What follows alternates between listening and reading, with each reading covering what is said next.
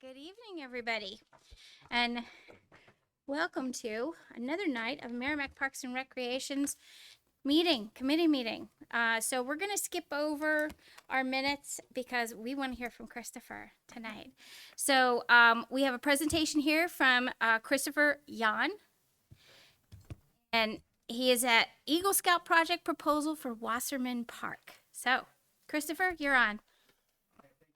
Oh, and actually, if you can just press the button on the microphone in front of you. There you go. There we go. All right. My name is Chris. I'm a scout from Troop 44, and I'm here to present my Eagle Scout Service Project. Closer. There we go. So it is a kiosk for the Wasserman Park Community Garden. It'll provide a single space to display information relevant to the garden, like rules, sign-up information, notices, as well as possibly being like a collaborative space for users of the garden sharing ideas. It'll be built according to the Appalachian Trail community's design for a community kiosk. It'll be similar in size and design to kiosks already around Wasserman, as can be seen from the first image, and the actual kiosk should look similar to the second image. It'll be the most likely place for it is at the corner of the garden. When I scouted it out, I was thinking near the sign that you can see in the second image, but that can of course be changed according to Parks and Rec. It'll probably require about 10 workers recruited from scouts. Their parents will be there as well, and maybe some friends. A challenge that could be faced is that due to like a gap in recruitment from COVID, our troop is very young, and young scouts can be more difficult to manage. But that can probably be fixed by like rotating jobs, keeping their interest, and having them work the jobs they have the most interest in. As well as taking breaks and, of course, having pizza for lunch. So it's most of the materials are just the lumber, as well as there's the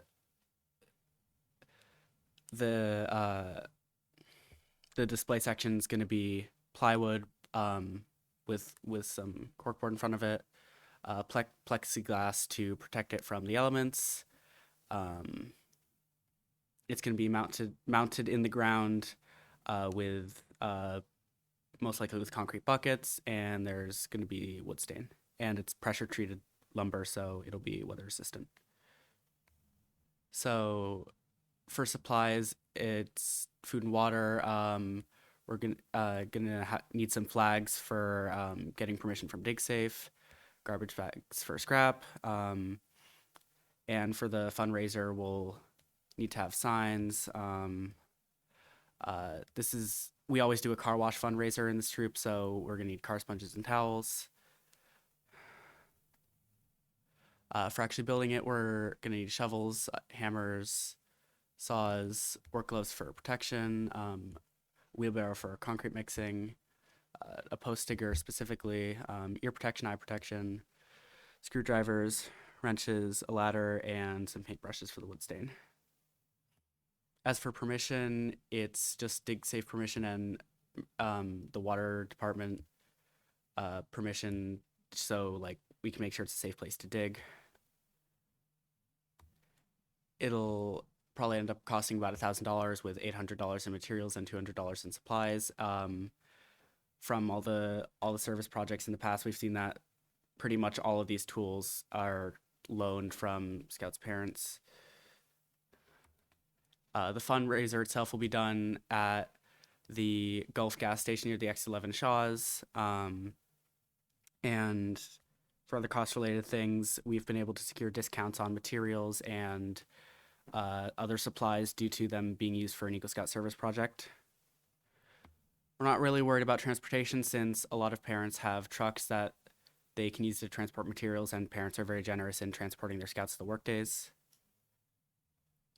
On the work days, we'll strictly adhere to the age guidelines for tool usage. That means power tools are only operated by adults. We'll have protection like safety glasses and work gloves, contacting the proper authorities before digging, at least 2 adults on site at all times, or else the workday doesn't happen. The power tools must be a safe distance away from the scouts, and of course, sunscreen and bug spray and hydration. As for planning, that'd be reviewing the drawings with the beneficiary in case of any last minute changes, which I can't imagine will be an issue. We'll have to, since most of the boards are not like cut specifically to size according to the plan, that'll have to be planned out to maximize our use of wood. We'll have to review the safety measures for each tool we plan to use, figure out how to get electricity to the site, most likely a generator, confirm parents for the transport of materials and scouts, look into those discounts on the materials, and make sure we can get all of it in time. All right, that's it. Any questions? Does anyone have any questions? Yeah, very nice job. This looks exciting. It's kind of neat having these kiosks around so that people can share information, but we can share information with them. When were you thinking about doing the fundraiser? That has to be done. That can only start after all the approvals. That means this meeting, the town council meeting most likely on April 20th, and somewhere in there, somewhere after the town council meeting is the troop committee meeting, and I believe the Eagle board meeting for the project will have to happen sometime in June. So I can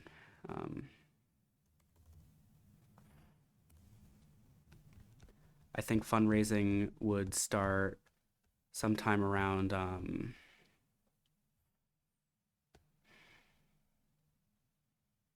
right here it is, May. Oh, April. Sorry, the Eagle board would probably be able to happen early May, and an optimistic estimate for fundraising beginning would be May 13th. When it's a little bit warmer for a car wash. Yeah. That's a good thing. How long do you think the project will take to finish? Hopefully no more than a month would be optimal. So that's like 1 or 2 fundraising days, and probably no more than 2 work days since it's a relatively simple project. Do you think you'll be doing it during the school year, or do you think it might take place over the summer?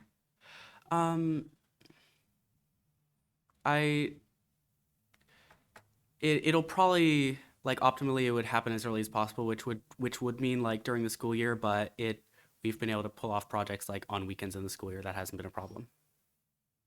Sounds good. It sounds like you've got it all planned out and just waiting for the town council to give you the green light. Anybody have any questions? Matt? Just a comment, for planning purposes, obviously, Public Works can help you with like an auger to dig the holes.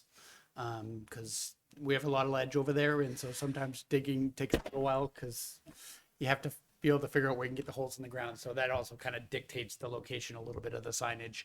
And then we should be set to go for April 20th, as we already talked about. And yeah, so I think we're good to go. This sounds wonderful. It sounds absolutely wonderful, and you did a great job with your presentation. Thank you. Anything else? Well, thank you very much. You need to vote. Tracy, Oh, vote. yes. Okay. So do we have a motion to accept Christopher's Eagle Scout project for the kiosk? I'll make a motion that we accept Christopher's proposal for voting. Second? Okay. All right. All in favor? Aye. Okay. 4, 5, 6, 7, 8, Cameron. 9, 10. That was a unanimous motion. It's accepted. Wonderful. Thank you very much. We appreciate it. Thank you for having me.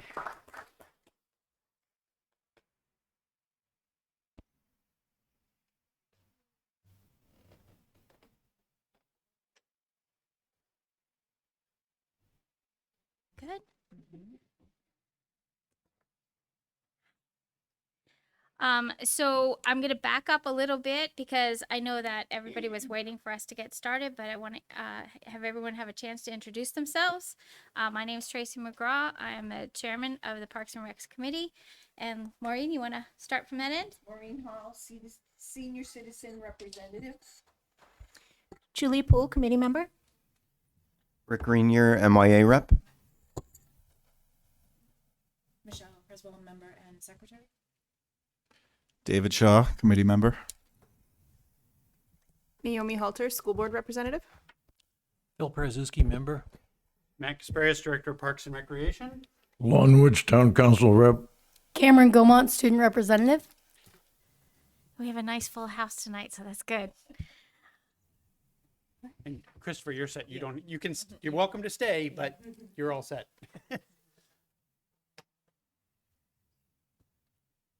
Okay. Yeah. It gets a little, we get a little crazy sometimes, so, could be fun. All right. Has everyone had a chance to take a look at the minutes from the last meeting in February? Okay, anybody have any questions or any revisions? You're welcome. I want my cookies. All right. Do we have a motion to accept the minutes? I'll make a motion to accept. Okay. Second? Second. Okay. All in favor? Who else was That here? worked. Yeah, so all in favor will be 1, 2, 3, 4, 5, 6. 6. Give me 1 second. And then for us that weren't here. 4, I think. 1, 2, 3, 4. Right? Perfect. Thank you. Okay. All right. Good. So Christine was not able to make it tonight. Next topic on here, of course, is the Go. dog. Go. What did I miss? No, dog park. I'll just give a quick update. Oh, okay. Well, the first thing we're going to talk about here is the dog park, and I'm going to turn it over to Matt. All right.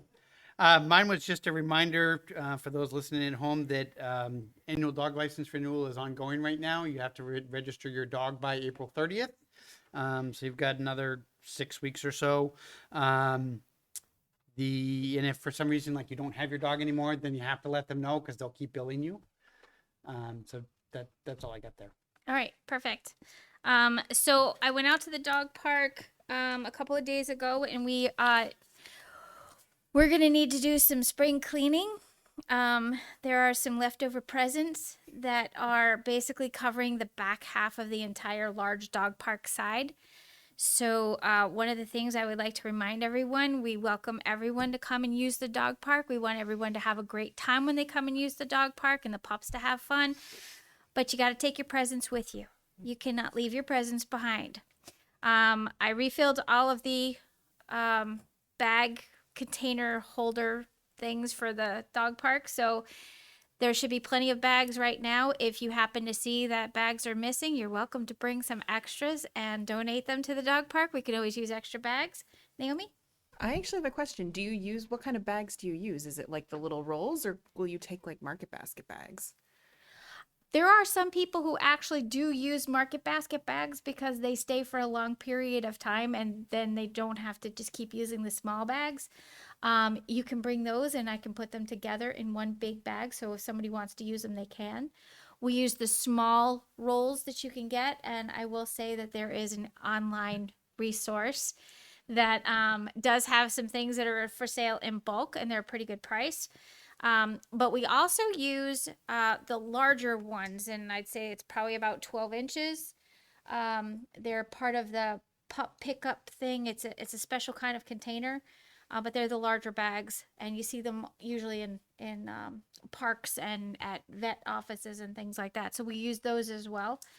But at this point, we'll take anything we can get to assist in the removal of said presents. For the dog park balance, we have $1,693.59. Once we get the spring cleanup done, we're probably going to have to look at whether or not we need to do some extra playground chips for the season. At this point in time, though, we're not ready for that. So we've got too much cleanup to do. And I'm going to pass it over to Matt for the skateboard. Okay, so I know we've talked about this several times before over the years. But I was copied on an email from the superintendent 2 weeks ago, I think it was. It started as a conversation from one of the teachers wanting to do some activity down at the skateboard park, and the superintendent copied me in the response, and it was basically, oh, you got to check with Parks and Rec because it's technically theirs. But as part of his response, he basically said that the school district is planning on moving forward with plans for an administration building where the park is, which means we have to find a home for said park, a new home for said park. And the timeline I have right now is 2025, 2026, which is 2 years, which does not give us a whole lot of time. And like I said, we've kind of kicked this around for a while. There's not a lot of great options out there. And, you know, one of the things is, aside from finding a place to put it, is we're looking at a brand new skateboard park. The original structure that's there has a wooden subframe, and it's warped. It's kind of, it buckles, it cracks. It's, you know, if we try to take it apart, it will not go back together. I can almost guarantee that. So we would be looking at, and I have not priced it out in a couple of years, so I'm guessing we're, you know, over $100,000 probably, even just to replace like for like with modern materials, on top of if we have to do any kind of preparation work to the site. As we've discussed in the past, you know, the ideal spot would be somewhere centrally located like it is now. The challenge is we don't seem to have that. You know, people have asked about Watson Park. The town council has not had interest in putting it there, and realistically our flat ground is in the back where the ice skating rink and beach volleyball is, plus which is also close to houses, which would not be a good site. Anything closer to the road, we'd have to bring in a whole lot of fill because you can't dig because of what exists at Watson Park under the ground, the capped site. So we've kind of talked about over and over again, kind of two locations, and I'm going to just bring them out now just to mention it. And I want to just have people think about it, and we'll have a bigger discussion next month. But the two locations we've looked at is adjacent to Bishop Field, kind of closer to the school. There's a open kind of grassy area that would fit. Realistically, we're in the our existing skateboard park is something like 70 by 30 feet. We obviously, since we're building something brand new, we could adjust that. We could do 60-40, you know, 80-60, you know, whatever it, you know, whatever we can kind of make a site work. The challenge with the Bishop Field site is, adjacent to the Bishop Field site, I should say, is that MYA, at least in the past, has used that area for practices, and that then creates a challenge for them. But the thought process with that location is at least middle school kids could walk there after school. So that's an option. The other thing we talked about last year was over at Wasserman Park, where the swimming pool used to be, kind of directly across from my office. If those have been in town for a long, long time, the swimming pool is actually still there. They buried it, but it's a pretty level, flat piece of ground already that's not doing a whole much of anything. So could go there, would certainly give me direct visibility because it's right out my front door. The negative to that is it's not centrally located. It's kind of as far as your way as you can get. I don't know. So we have to kind of take another look around and see if we can't come up with something better. But I mean, we've scouted parcel maps short of like buying property. I don't know where else to put it. But given that we only have 2 years, realistically, I need to start putting some money into this capital improvement plan, probably for next year, if we're in hopes of having something built for the following year. So we don't have a whole heck of a lot of time now that I have that deadline from the schools. So that's kind of where we're at. And again, just think about it over the next month, look around town. If something jumps out at you that I'm just not thinking of, you know, we had talked at one point, there's a parcel of land over next to the post office, which was where the library at one point was going to go. I'm told that's not an option available to us either. So, because maybe I don't know if they still hope to put something there down the road. I don't know, but I've been told I can't consider that site. So, think about it. And like I said, maybe there's something else that somebody can come up with that I haven't thought of yet, but we do have to come up with something sooner than later. So, because we don't want to lose the park altogether. So, so that's what I have, and I'm open to any thoughts if anybody has any immediate thoughts. One quick question. Has the town council come up with any other ideas besides the two? No. Nope. I know one of the things that we don't want to do as part of Parks and Recs is take away a field when we're begging for fields, and we certainly don't want to impact MYA Right. and their practice fields. So, I guess I would chime in with Matt's request for any other ideas is start driving around. Let's see what we can find, and try to come up with something before the next meeting so we can get started on Right. planning. Right. So, anybody have any questions or? Yes. So the criteria is flat land, easily accessible. And at least visible, something further that's easy for the police to visibly drive by, you know. We wouldn't, if we, let's just say for Wasserman, at least it's a short jog in and out, on the road. It's not like they're going all the way down to the bottom of the hill. Like, I'll tell you, police will patrol Wasserman Park in the summer down through the hill, but obviously they're not going all the way down to the beach because of the gate. They're not going to get out of their cruisers. So it has to be something visible, and that's, again, my hesitation with Wasserman is that it's kind of out of the way nights and weekends. And does that create a problem? So I don't know. Matt, I have a question. Yeah. So how big are you looking for this? We can make, somewhere, the existing park is 70 feet wide by 30 feet long. But obviously we can do, 50 by 50, 60, 40. We could go bigger if we had bigger, but we can fit a lot of elements within a relatively compact footprint. The park across from the fire station there. That's Watson Park. Yeah, that's And- the only place I could really think that. Right. And again, the challenges we have there is one, it's a capped chemical plant site, so we can't dig basically more than 12 inches into the ground, which you need to do to put down the surfacing and all that, or truck in a whole lot of clean fill. Yeah. And when we've talked about that location in the past with the council, there's not been an appetite to put it there. They don't want it right out in front and center of the park. Because it would just, because we have, the parking's there, it's the one park that, it's not used for sporting events, you know what I mean? Like, Yeah. it actually would be somewhat ideal. It's easy for within schools, so for kids to walk there. Yeah. You know what I mean? It would kind of just be ideal. but again, I it would would- be it interested would- to see why town council actually has an issue with it. Houses there, people live there. Too close. It's crazy. Huh.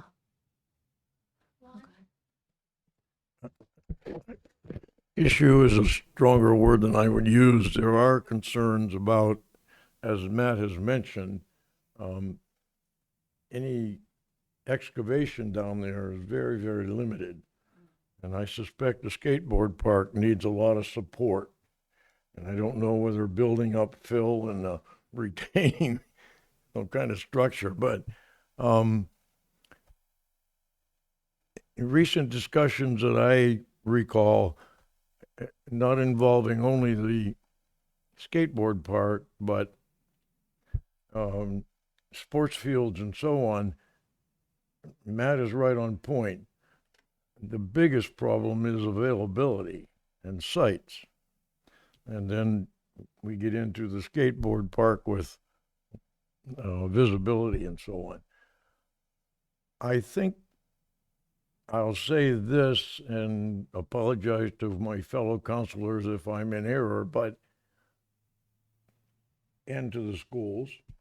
Part of the problem of beginning to really focus on skateboard has been who was going to do what with what piece of land at first, and that got kind of wrapped around an axle it probably shouldn't have, but it did. And here we are. So not so much an issue with it as the reality of what do we do? Is that helpful? I mean, I have heard like other towns and there are other options, you know, I've heard of like, you know, floating skateboard parks where, you know, you don't have to do it necessarily with the concrete. It's more just kind of like, I forget how it is. You'd have to Google it, but like, you know, something that's like a little less permanent, so to speak. But if we had something that, but it would be better than nothing. Do you know what I mean? And I feel like digging anywhere in Merrimack is going to be an issue. You know what I mean? There's chemicals all over Merrimack. So I just kind of, because honestly cannot think of anywhere else That's that kind of where we've been at. it would so. go. Yeah, I know. We've been talking about this for years. I know. I have an idea. I don't know if it might be dumb, but like where the Jade and Dollar Tree, could you maybe put it like in the corner? Because I've never seen that parking lot full. That is And then not it's, like, a visible. dumb suggestion. I don't know. Any part. I've just never seen that parking lot full. I mean, it's privately owned land, so the town would have to come up with an agreement for the owner of the property to Almost lease it, I, even well, if it's a donation here, lease. well, here's the other problem that comes into that, because in theory, you can get federal grant money to help pay for said new skateboard park. One of the restrictions of that is, of federal grant money, is that you can't basically lease the land from somebody else. And this is where we got into problems with O'Gara Drive in the first place, was we were on a shared lease, because back in the 70s, that type of shared agreement was allowed, and it's not anymore. And so we would have to, if it wasn't owned by us, we'd probably, in order to give us the option of grant money, which could pay for half the project, we'd have to own the land, I think. And again, if it's $100,000, $150,000, it'd be nice to be able to come up with 50 or 75 and not put that on the taxpayers. So, but yeah, they don't know that the federal grants no longer allow that as an option.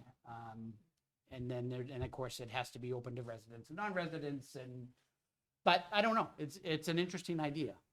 And whether there's some way to do that, I don't know. I'll have to think about it. Thank you. Actually, that was a really great idea, but it's got us thinking about other places that have the same structure, not just the Jade parking lot there. So that was good. Thank you. The other thing I'll just mention too about, and I think this goes back to Julie, what you were saying, is one of the challenges we have here at the park is it's an asphalt surface. And because it's asphalt, those big quarter pipes on either end, when we get 90 degrees in the summer, they actually melt into the asphalt. And so then that causes those panels to break and crack. And we spend like $4,000 about every 18 months replacing those panels because it's sinking, and when it sinks, so when we build the new structure, at least those bigger elements have to have concrete underneath. I was going to ask, instead of using asphalt. Yeah, of course, concrete's that much more expensive. So at least under the big heavy elements has to be concrete, even if the rest is asphalt. So, But overall, if we're not replacing them every 18 months, you That'd know be what I nice mean? too. That's a good investment. yeah. And I mean, and part of that challenge too is, of course, that park is built, I don't even know, 96? I can't remember the exact year off the top of my head, but it's been there for a long, long time. And we just kind of keep replacing panels, and Yeah. we've never really replaced the entire structure because it's expensive. So modern materials obviously will last longer and will come with a 20-year warranty, and that kind of thing. So there's that other benefit to it. So The other question I had is, and I generally know that this goes back to town funding and taxpayers and everything else, but, if we're looking for funds for that, or if we, do have the opportunity to possibly acquire a private piece of property and buy that and everything else. similar to what we did with the dog park, with the funding and everything else, and donors and business sponsorships and all that kind of stuff, would we possibly look into that idea? Okay, perfect. And that would be part of once we figure out where, then we'd get into the process of public meetings and help us design the new park. And, this is basically what we think we can afford and how we're going to get there and kind of what elements do people want to see and, Okay. that kind of stuff for community input. So, Perfect. like I said, the challenge really is the location, Okay, but thank you. Rick, did you have something? I saw you raise your hand. No, thank you, I'm gonna retract. Is that possible? Yeah. Okay. All right. Anybody else have any other input as far as the skateboard park? Because we're going to be handing the rest of it over to Matt here shortly.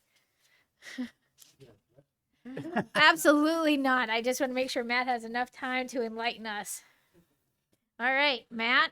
All Director's right. report, please. So, obviously, we've been talking for several months now about our new full-time employee in the department, which was fully approved a couple of weeks ago at the council meeting.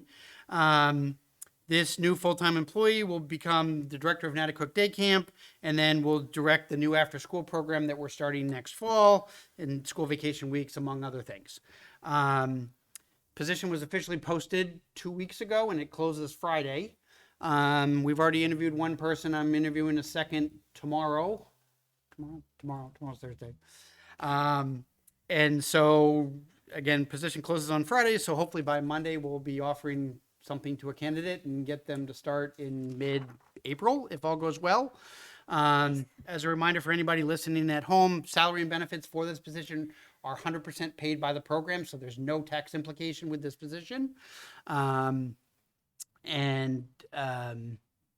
part of that, obviously, we're starting to put together our application to, even though municipalities are exempt from licensing for after-school programs, we're opting in to do it anyway, just like we do with the day camp, which is also exempt, but we do it anyway, just so we kind of hold ourselves to that higher standard. So we're working on that process now. The hope is to get registration open in mid to late April, and part of that is because that's when the schools and the Y and everybody else puts theirs out there. And again, for this first year, the focus will be primarily on bus transportation from Thornton's Ferry because it's a mile away. Those are the families we're probably most likely to see. We're certainly willing to take people from other schools. We just don't have the ability to transport from the other schools for next year.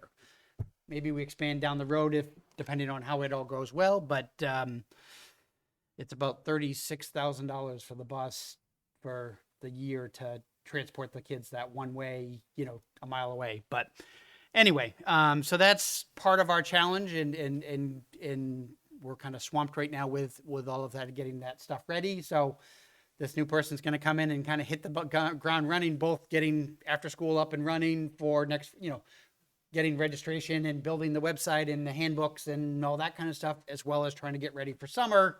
One of the benefits of this thing is right now, James and I do a lot of like the pre-camp preparations, and we have been for months. We started in December on hiring and camp registration and all that.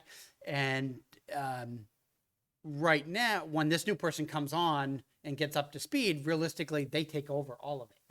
And so that frees up a significant amount of my time, which then I can pass on some of my tasks to James, because he's now free, and now he can then focus on other things. And so we're looking probably for the fall to start looking at two new areas that we haven't done a whole lot with, and we just haven't had time to, which is one is kind of teens and teen programming. And it was interesting because I had a call last week. I was in a meeting with a group of parents, kind of preschool young parents. They're called pandemic parents. So people have had kids in the last 2 or 3 years, 4 years, talking about the need for expansion of preschool programs. And so we're starting to kind of build out ideas. And of course, I've got a function hall that sits empty most days of the week on weekdays. We can do some things there when we have the time. And I get back from the meeting and I check my voicemail, and I have a call from a group of parents talking about teens and teen center programming, and which also ties into the skateboard park, and what can we do with the skateboard park? What can we do with finding more things for teens to do nights and weekends? And hey, I've got room here too so the idea is once this new person gets up to speed, those will be kind of the two primary areas that James starts focusing on. Not that we won't do other things. The other thing it'll do obviously is takes me out of the programming side. Because right now, I mean, like I said, James and I are doing a lot of the pre-camp prep, and then the week before camp, it's like, here you go, here's your staff, here's your rosters, here's everything. Run with it, because usually our camp director is a teacher, and they don't really have a whole lot of time to do any of this work during the winter months. So we'll see. Right now we're running like 300 programs a year, and probably a year from now we'll be 400 and 500 programs a year is the hope. To really kind of take off and expand other ways. One of the things I'm going to do is actually I'm going to have James reach out to you to figure out how we can get middle school and high school students more actively involved and hearing more about what they want, and so we're not just kind of blindly guessing and focus groups. Yeah, that's the word I want. Thank you. So that's just an update on once we get everything up to speed. Things are a little crazy right now with trying to get everything going for summer, but probably by the fall, like I said, that's where we're heading. So moving on to summer camp. Camp registration opened back in mid-January, and we originally were sold out pretty much the entire summer. We were like 95% sold out, and it was like fifth graders that had room, and that was about it. We've finally gotten to the point where we've hired enough counselors, and we're much better shape than we were compared to a year ago with hiring staff. And so we've actually just this week started opening up our wait lists. We had already passed, last year we had 1,050 total registrations. This year we're already over 1,200. And if I fill out all the open spots that I just opened up, we'll be like 1,300 or 1,400. So, I mean, substantially bigger, more number of campers this year, as long as I can keep getting the staff. So we're in really good shape. We're still about 80% full on Natticook Day Camp, and our teen camp is about 92% full as of yesterday. So it's nice because like I said, we're going through the wait lists that have been full since January and cleaning up a lot of them and taking a lot of people off the waiting list. So that's making a lot of people very happy. With that said, we're still working on staffing. I'm still looking for a waterfront director. They do have to be 21. Obviously experience as a lifeguard, that's my biggest need right now. Beyond that, I could use one or two other lifeguards. And as we've done in the last couple of years, if somebody goes out and gets certified, and I have a list of upcoming classes in my office, if they go get certified and then come work for the summer, we'll actually pay for their certification, which is, depending on where they go, can be between $400 and $500.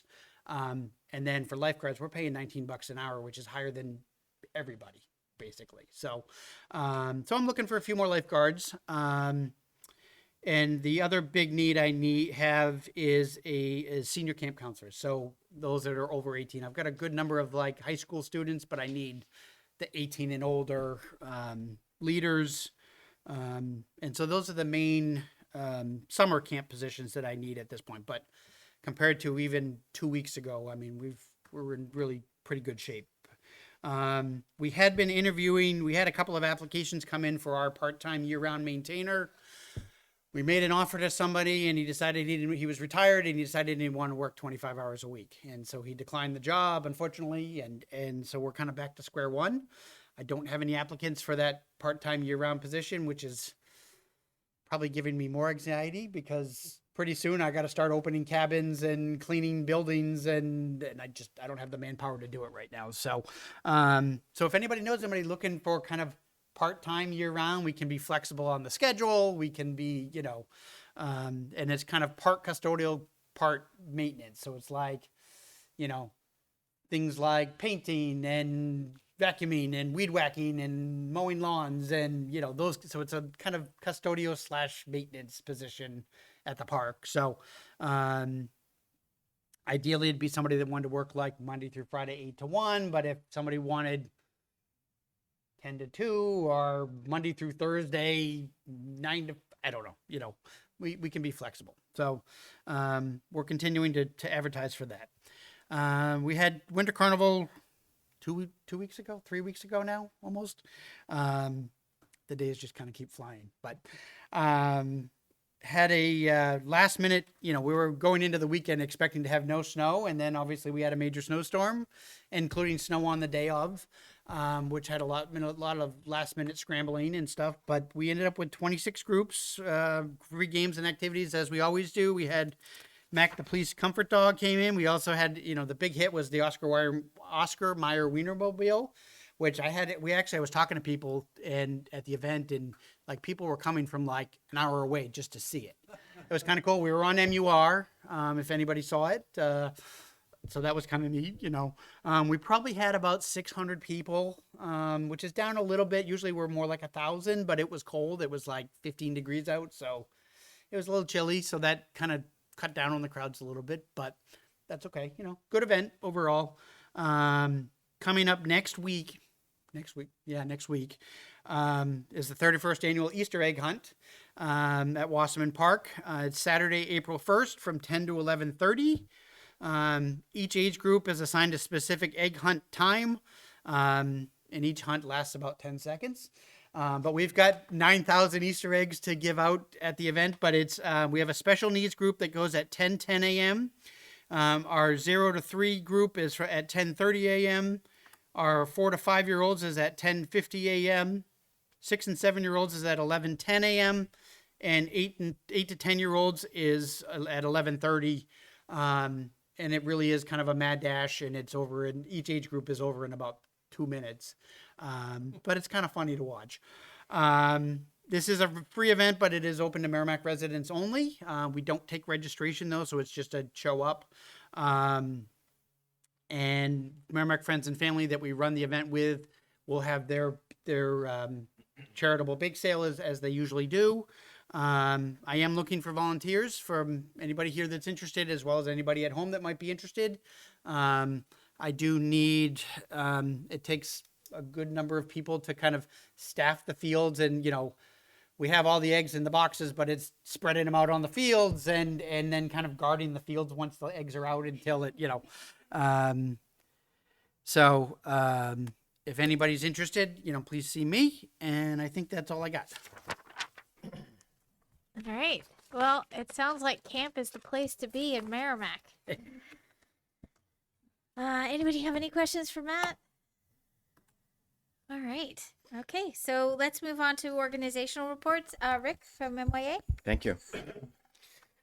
So our seasons of basketball and wrestling just wrapped up.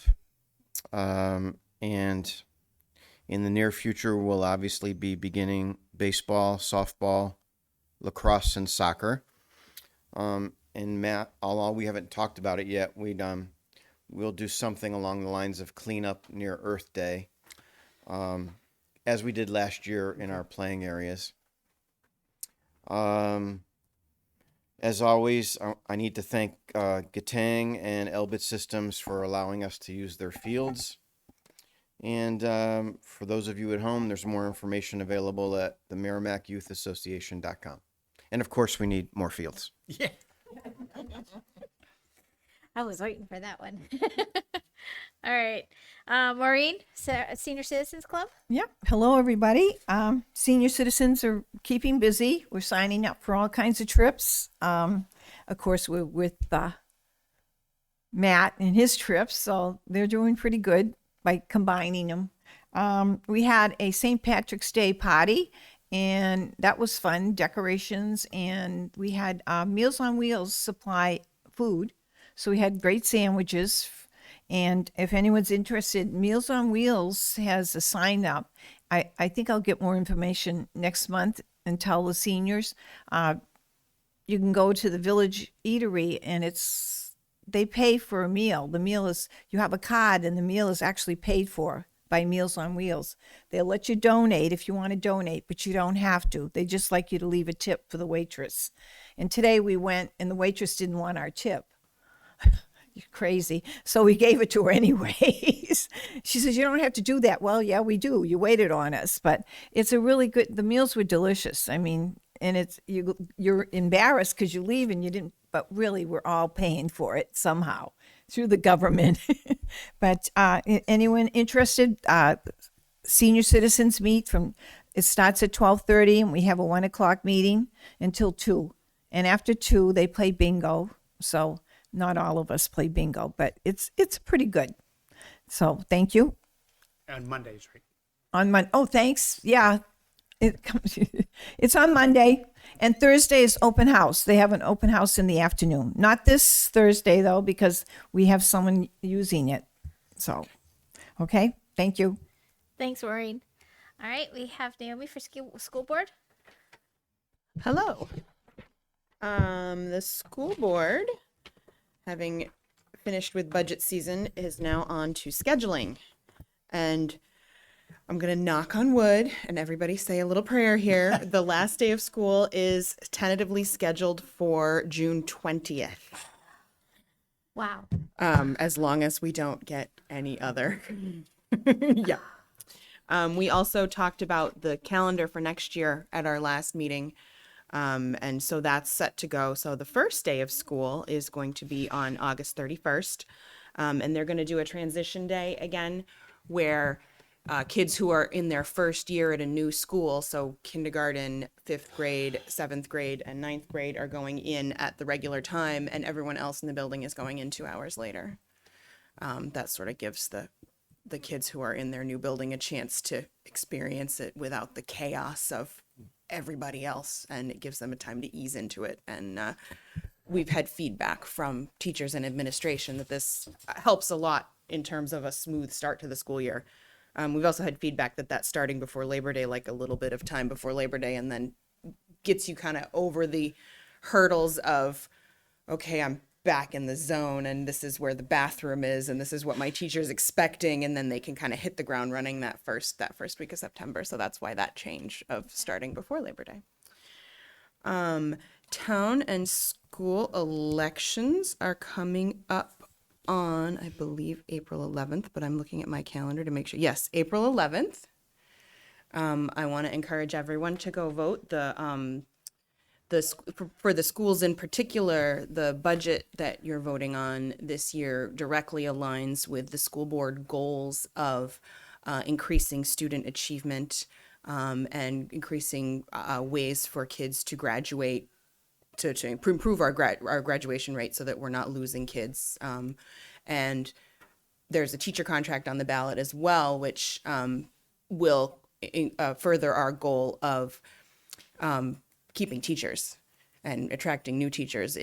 We were very far behind in the pay scale compared to basically all of the surrounding towns, between $4,000 and $8,000 a year behind for teacher pay.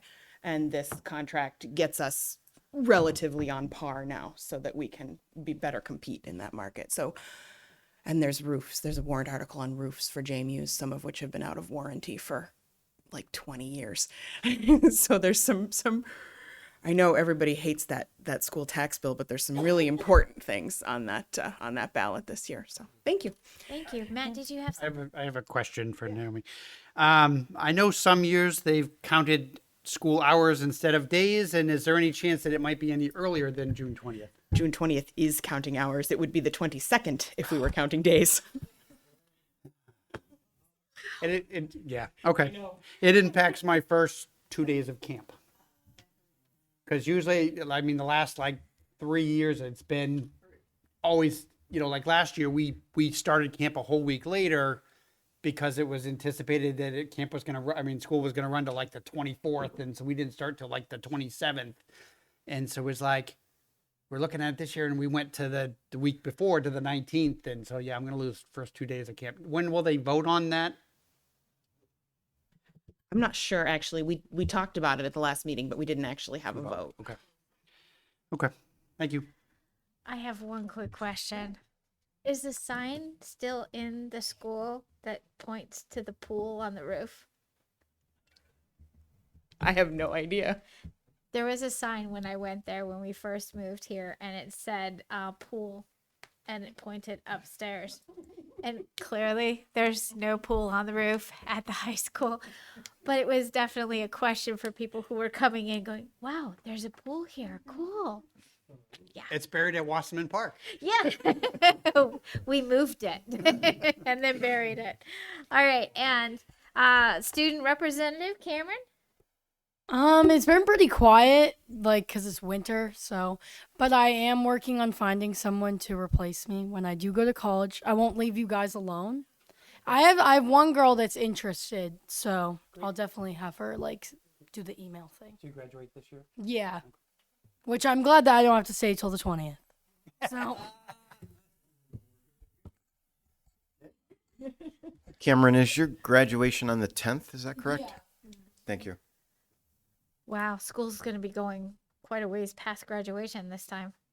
Wow. Okay. Thanks, Cameron. We appreciate it. And Lon, last but not least, town council. Town council, my usual brief report. Town's been quiet, straight, steady, and normal. We had a deliberative session last week, and all the articles were forwarded to the ballot for voting on April 11th, and I encourage everyone to support the ballot and the candidates for office. Thank you. Thanks, Lon. All right. Does anybody have any questions of what we've talked about so far tonight? Okay. We have a couple of young people here in the audience. Do you guys have any questions or anything you'd like to add or ask about or beg us for skateboarding or anything else? You did? Well, good. I'm glad to hear that. And I'm also glad you spoke up too. We need to hear from you guys, okay? This is your town, right? Okay. Oh, you're very welcome. You're welcome to come every single month if you'd like. And if you bring cookies, we'll be even happier. All right. No more comments from anybody? Do we have a motion to adjourn? Are we doing next meeting? Oh, well, okay. Thank you. Our next meeting is scheduled for the 19th, I believe. It wasn't on the agenda. I'm adding it. April 19th, yes. Are we good for that? Yes. Okay, I know town council's meeting the next night. Yep. And I have to be there at town council for that, so I've got no problem with this, so, okay, we're good, so, Thank you. next meeting, there you go. All right, let's try this again. So, do we have a motion to adjourn? Okay, Julie, second? Phil? Awesome. All in favor? 10. Yes. All right, adjourned at 7:55.